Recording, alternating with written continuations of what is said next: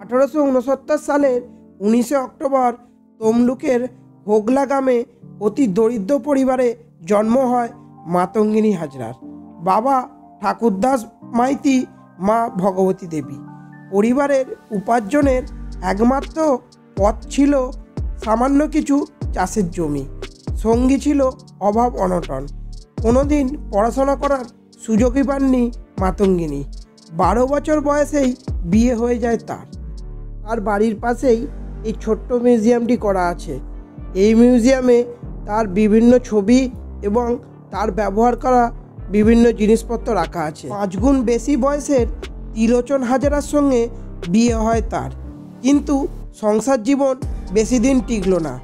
মাত্র 6 বছর বয়সের মধ্যেই মৃত্যু হয় তার স্বামী। সেই যুগে বিধবাদের জন্য ছিল হাজারো নিয়ম। কড়া সামাজিক অনুশাসনেই দিন কাটছিল মাতঙ্গিনীর। কিন্তু হঠাৎ বদলে গেল ছবিটা। সাল 1931। মাতঙ্গিনী দেবী দেখলেন তার বাড়ির সামনে দিয়ে এক শোভাযাত্রা এগিয়ে যাচ্ছে। জানালার ফাঁক দিয়ে মাতঙ্গিনী দেখলেন শোভাযাত্রায় কিছু যুবক কিশোরী শঙ্খধ্বনি দিয়ে স্বাধীনতা দিবসকে আহ্বান জানাচ্ছেন। জীবন সম্পর্কে এতদিন যে ধ্যান ধারণা তিনি সযত্নে পোষণ করে এসেছেন, সেটা কার্যত বদলে গেল। তিনি সিদ্ধান্ত নিলেন শোভাযাত্রায় তিনিও সামিল হবেন। তাকে সাদরে গ্রহণ করে নেন মিছিলে অংশগ্রহণকারীরা। সরকার বিরোধী মিছিলে অংশগ্রহণ করা, থানা, দেওয়ানি ও ফৌজদারি আদালতে চড়াও হয়ে জাতীয় পতাকা উত্তোলন করা, এমনকি কর বিরোধী প্রচার চালিয়ে যাওয়ার কাজও তিনি করেছিলেন। প্রতিটি দরজায় কড়া নেড়ে বলেছিলেন ব্রিটিশ সরকারকে একটিও পয়সা ট্যাক্স দেওয়া যাবে না। 1932 সালে পুলিশ তাকে আটক করে, তবে প্রমাণের অভাবে তাকে মুক্তি দেওয়া হয়। লবণ আইন ভঙ্গের অপরাধেও বেশ কয়েকবার কারাগারে বন্দী ছিলেন তিনি। তার মনোভাব দেখে তাবড় তাবড় কংগ্রেস নেতারাও আশ্চর্য হয়ে যান। ধীরে ধীরে ভরসাযোগ্য হয়ে উঠতে শুরু করেন মাতঙ্গিনী। দেশের কাজ করার পাশাপাশি মানুষের সেবাও করেছেন তিনি। 1935 সালের বন্যায় ভাসছে তমলুক এবং পার্শ্ববর্তী এলাকা। বনবাসী মানুষের পাশে দাঁড়িয়েছিলেন মাতঙ্গিনী হাজরা। দিনরাত এক করে অমানসিক পরিশ্রম করে গৃহহীনদের সেবা করেছিলেন তিনি। দূর থেকে তাকে দেখে অসহায় মানুষগুলো বলে উঠত, গান্ধী বুড়ি আসছে। তমলুকের ওই পার্শ্ববর্তী এলাকার বাসিন্দারা তাকে সেবার প্রতিমূর্তি হিসেবে গান্ধী বুড়ি বলেই জানতেন। বানবাসী মানুষদের জন্য খাবার জুগিয়ে তবেই সেখান থেকে তিনি গিয়েছিলেন অন্যত্র।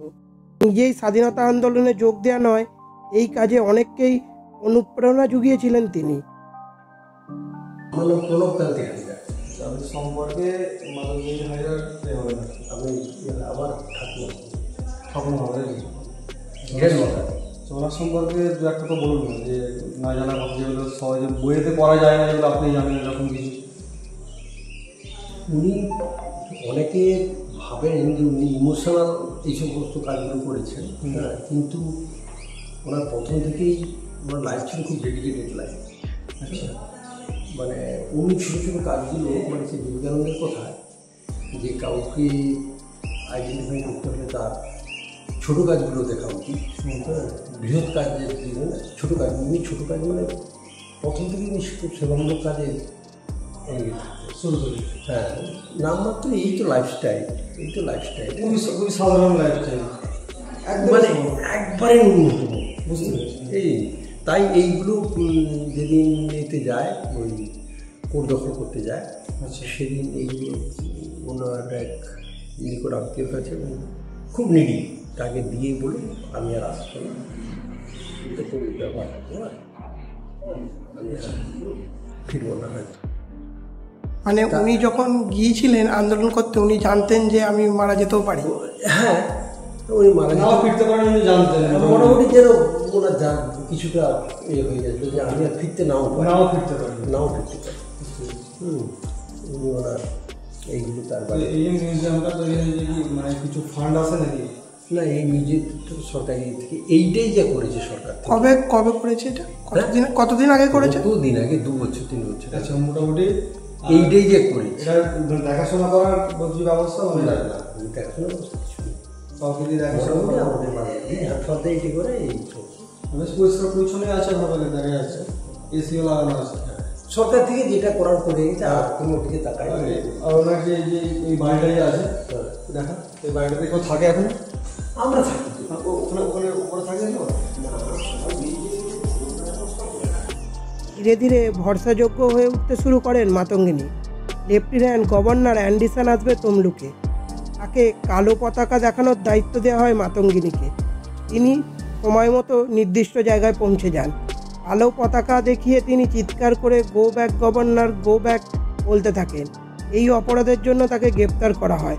তার 6 মাস পর তিনি মুক্তি পান।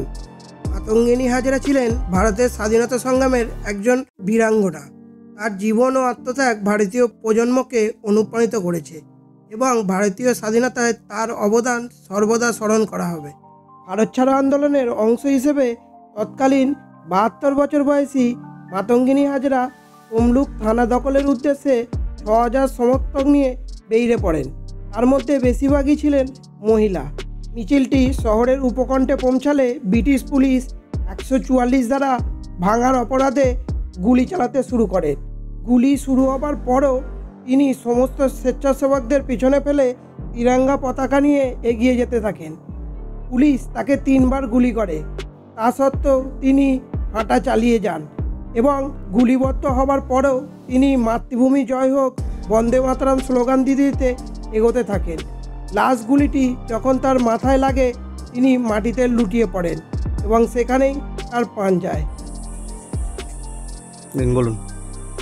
এই এখানে গোপন সমস্ত সলা পরামর্শ হতো। আচ্ছা, যেই যেই দেখতো যে পুলিশ আসছে খবর সবসময় লক্ষ্য রাখতো আর কি। আর সঙ্গে সঙ্গে বিপ্লবীরা এইটা দিয়ে উঠে এই রাস্তা আচ্ছা, এই দিক দিয়ে এখানটা সামনে দিয়ে এইটা দিয়ে এই যেখান দিয়ে আপনি উঠছেন, তাই তো? এটা উপরে যাওয়ার রাস্তা।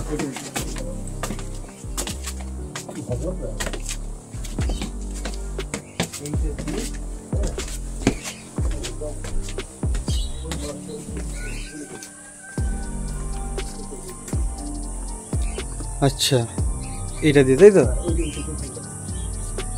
এখান দিয়ে বেরিয়ে ওইটা দিয়ে চলে যেত। এদিক দিয়ে বেরিয়ে যেত, তাই তো? এইখান দিয়ে রাস্তা দেখিয়ে দিই একবার।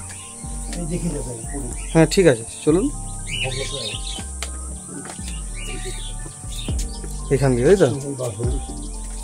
সব পালিয়ে এখানে গোপন কথাবার্তা হতো এখানে।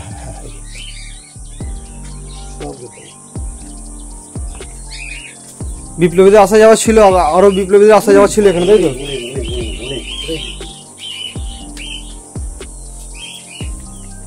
সুশীল ধারাটা সত্যি।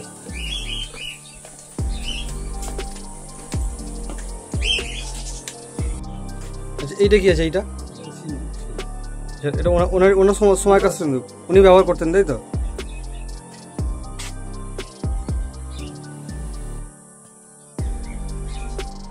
আমরা এখন আছি পূর্ব মেদিনীপুর জেলার আলিনারে। আপনারা দেখতে পাচ্ছেন এটি হচ্ছে মাতঙ্গিনী হাজরার বাড়ি, মানে শ্বশুর বাড়ি। বিয়ে হয়ে যাওয়ার পরই তিনি বাকি সময়টা এই বাড়িতেই কাটিয়েছিলেন। এই বাড়ি থেকেই তিনি সেই বিপ্লবী মনোভাব থেকে শুরু করে বিপ্লবীদের সঙ্গে ওঠা বসা এবং আইন অমান্য আন্দোলন থেকে ভারত ছাড়ো আন্দোলন, লবণ আইন আন্দোলন, সমস্ত কিছুটাই তিনি এই বাড়িতে থাকাকালীনই করেছিলেন। আপনারা দেখতে পাচ্ছেন এখানে মাতঙ্গিনী হাজরা এখনো ফটো আছে এবং আমরা দেখতে পাচ্ছি বিবেকানন্দর ফটো, ওখানে ইন্দিরা গান্ধী, ওখানে নেতাজি। এই বাড়ির দেয়ালে বোঝা যায় বিপ্লবীদের একটা ইতিহাস লুকিয়ে আছে। সেই সময়কার যে বিপ্লবীরা এখানে আসতো, বিপ্লবীরা এখানে আসতেন, কোথা দিয়ে চলে যেতেন, কোথায় বসে নিজেদের প্ল্যান করতেন, সব কিছুই বললেন এবং এই বাড়িটা ঘুরে দেখালেন। এবং একটা কথা যে উনি চাইছেন এই বাড়িটা অন্তত সংরক্ষণ করা হোক। বাংলার যে বীর বিপ্লবী মাতঙ্গিনী হাজরা, যাকে আমরা গান্ধী বুড়ি নামে সবাই চিনি, তো তার স্মৃতির উদ্দেশ্যে একটা মিউজিয়াম ছোট মতো করা হয়েছে এবং যাতে এই বাড়িটাও সংরক্ষণের ব্যবস্থা করা হয়, কারণ বাংলার ইতিহাসে স্বাধীনতা আন্দোলনে তার অবদান সত্যিই ভোলার নয়। তাই আমরাও চাইব যে আগামী দিনে এই বাড়িটা যাতে সংরক্ষণ করা হয়। এই বাড়িতে এসে আমরা জানতে পারলাম তমলুকের মিছিলে যাওয়ার আগে তিনি তার ব্যবহৃত জিনিসপত্র একটি পাশের বাড়িতে রেখে গিয়েছিলেন এবং তিনি বলে গিয়েছিলেন হয়তো তিনি আর বাড়িতে বেঁচে নাও ফিরতে পারেন, কারণ তিনি বুঝেছিলেন এই ব্রিটিশ সরকার হয়তো তাকে আর এই বাড়িতে ফিরতে দেবে না। স্বাধীন ভারতের প্রথম নারী মূর্তি যা কলকাতায় স্থাপিত হয়েছিল তা ছিল মাতঙ্গিনী হাজরার। তার অবদানের স্মরণে 5 টাকার একটি ডাকটিকিট জারি করা হয়েছিল। 2020 সালে তার নামে একটি কোস্টগার্ড জাহাজের নামকরণ করা হয়েছিল।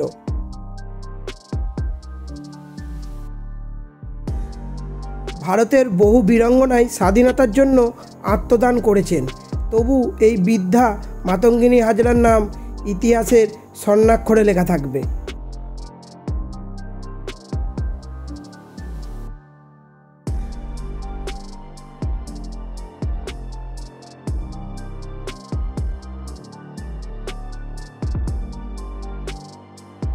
শহীদ মাতঙ্গিনী হাজরাকে শ্রদ্ধা জানাতে এইটিকে তৈরি করা হয়েছিল।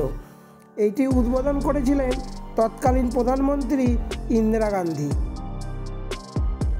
আজকের মতো ভিডিওটি এখানেই শেষ করলাম। ভিডিওটি ভালো লেগে থাকলে লাইক, কমেন্ট এবং চ্যানেলটিকে সাবস্ক্রাইব করে দেবেন।